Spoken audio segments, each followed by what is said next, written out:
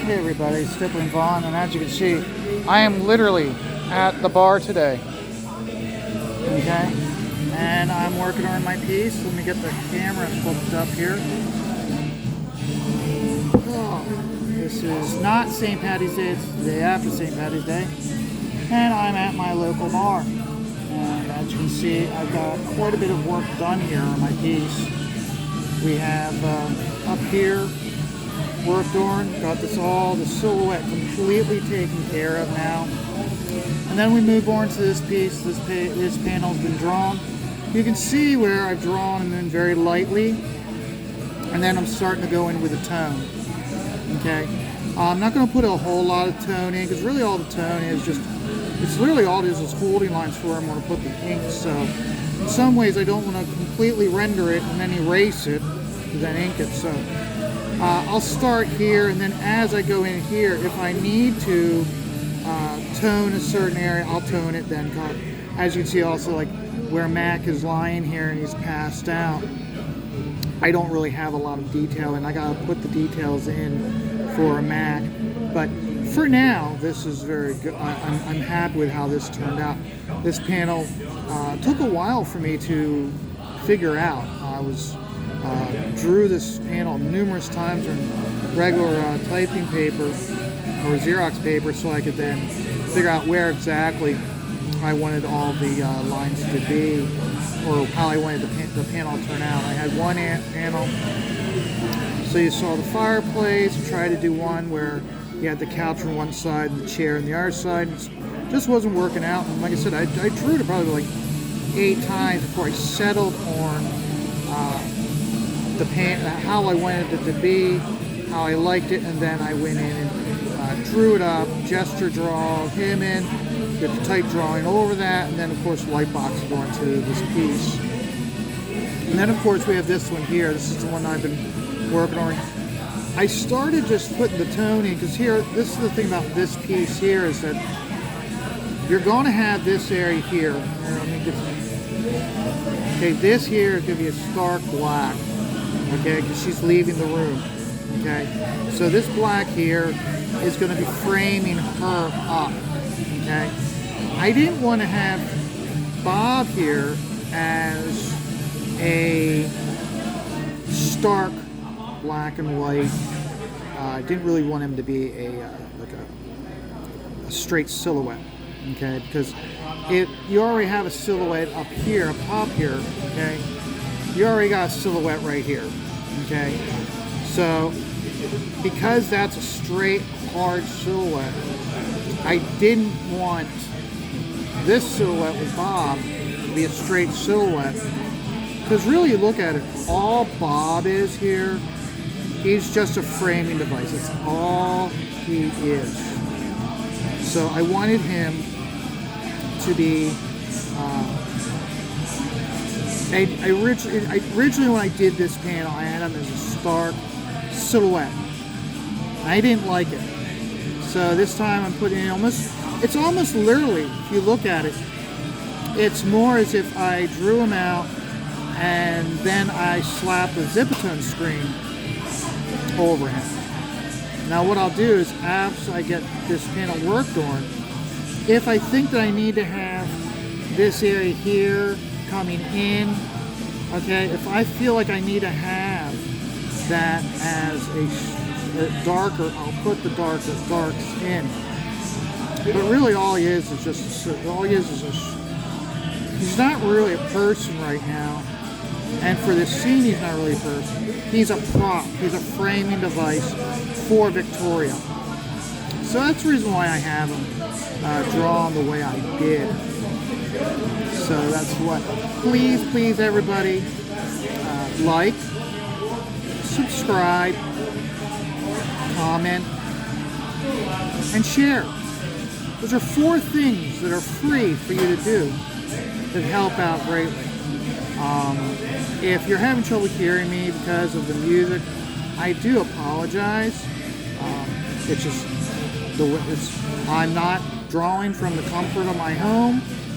I'm out at a bar. I'm out in the public, and you have to deal with those things. So which really it doesn't bother me at all. I mean, I like having the music going. It just, for when I'm doing my videos like this, you may have trouble hearing me, but overall I feel that as long as I don't get copyright struck, they can copyright claim it, but as long as they don't copyright strike the video, I'm good. Okay, normally I don't, normally I do not stream straight from the bar, or I should say from the place in the bar. And normally when I get here on a Saturday morning, I'll ask the bartender, I'll ask her if she can turn the music down. I wasn't here right when we opened, and when I got here, it's weird.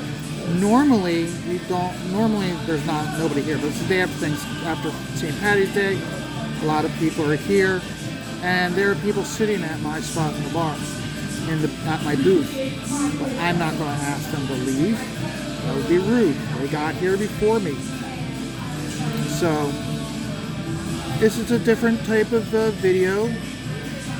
It's much more off the cuff.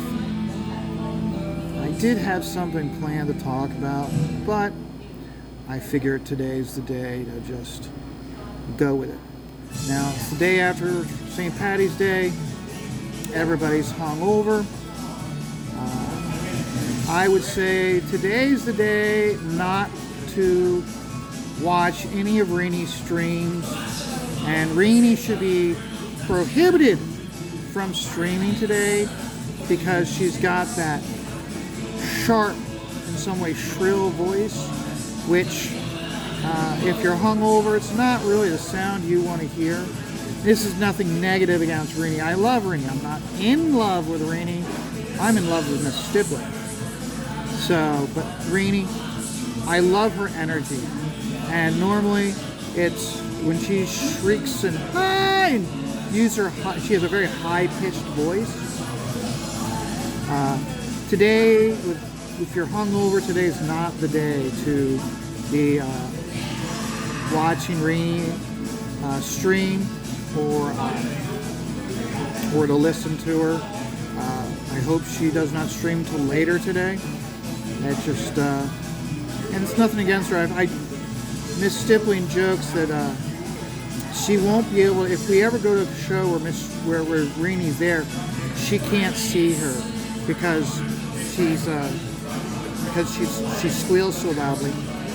And I joked that when we go to a show where we know Reenie's going to be there, what I'll do is I'll get some sound canceling headphones, which we will be getting some soon because we're going to be going to the races this year.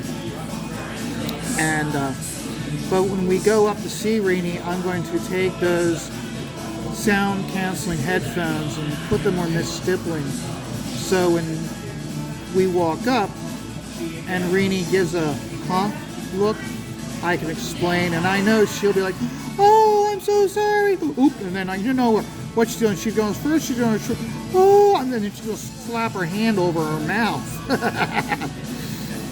I'll have to like, no, Reenie, it's okay. It's all part of the joke, all part of the gag. And I hope she gets along with it, just as I hope that anybody watching this video understands I hold nothing ill towards Reenie. She is a great voice within Comicsgate. Her enthusiasm is contagious, and she brings out that enthusiasm in others. That's one of the reasons why I'm very happy about her and Billy Tucci teaming up for the new show that's on Thursday nights, because right now they're getting like other bigger name comic skaters on their show.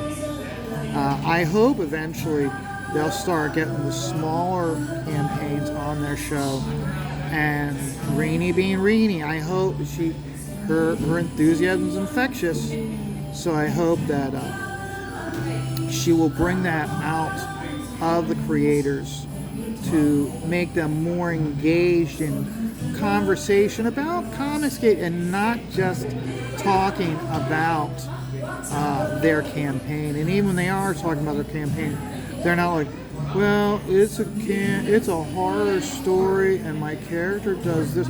No. This is my book. Okay, this is my book, Scat Investigators. It's about two Pennsylvania game wardens, and it's their job to protect the things that go bump in the night from regular people. Because where we think Pennsylvania is a state, it's not a state. It's a game preserve for all those monsters that, like Frankenstein, the werewolf, and it's their job to keep them hidden and protected from the regular person. This isn't the standard story where they're there to expose the truth. Mac and Bob are the ones that actually perform the cover up. Okay? As the saying goes from X-Files, the truth is out there. Well, guess what? Where we were watching Sculler and Moldy try to uncover the cover-up, guess what? In my book, we're going to follow the guys that perform the cover-up. So, I like that. You want that energy when you're presenting it to the fans, and I believe, and I just from watching Rainey, she does that. She brings that enthusiasm out. Okay, so.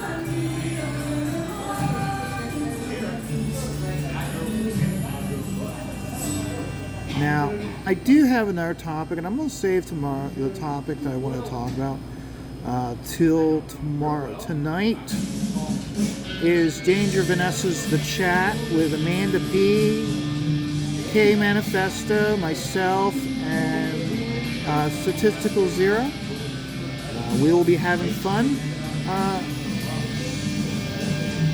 She has already posted the show scheduled the show as to when it's going to air. One of the things that we will definitely be talking about is the onslaught of the chilly people against Ethan because he said something bad about. He didn't say anything bad. He was critical. He was aggressively critical about Pedro Pascal and his role in not standing up for Gina Carano. And you really take a look at it, okay? I personally feel that The Mandalorian, since they got rid of Gina, it's really been a complete shit show. And the ratings are showing it. People are like, you know what? We don't know. This is bullshit. And the stuff that they put out since the second season of Mandalorian has been shit, and I am sure that the firing of Gina Carano has not helped them, and they are still trying to recover from it. Will they ever recover from it? Okay? So, I think things would be going a lot differently if they hadn't done what they did to Gina Carano. And as a result of Ethan speaking out against Pedro, the people of Chile have descended upon Ethan's social media account, and they are going after him hard. And what is Ethan doing? What is Comicsgate doing? Laughing. We are laughing at them and making fun of them for what they're doing, because we believe in what we say and we stand behind it. So where they are trying to make Ethan bend the knee to them, our response is, no, we're not going to bend the knee to you. You said you're speaking out against us, we're going to speak out against you. So, but no, I would definitely encourage everybody to check out the show, The Chat, tonight, and I will hold off on my topic of conversation, which is about my opinions of the new possible layoffs from DC. I'm going to be speaking about that and my opinions on that tomorrow. And the reason why I'm going to be speaking out about it and I'll be so vivacious when I'm speaking about it is because I am a huge DC fan, and I'm not going to, and I'm so upset with all the choices that DC has made since the pandemic, since they fired Dan DiDio, and all of the choices they've been making, specifically the choices Jim Lee has been making since he had to take a leadership, finally was forced to take a leadership role at DC, and he is failing miserably in my opinion. So I'll be discussing these possible layoffs at DC tomorrow. So, but remember folks, this is a very twisted, stressful world that we live in. Me, I'm not going to let it bother me. I'm just going to keep taking it all one dot at a time.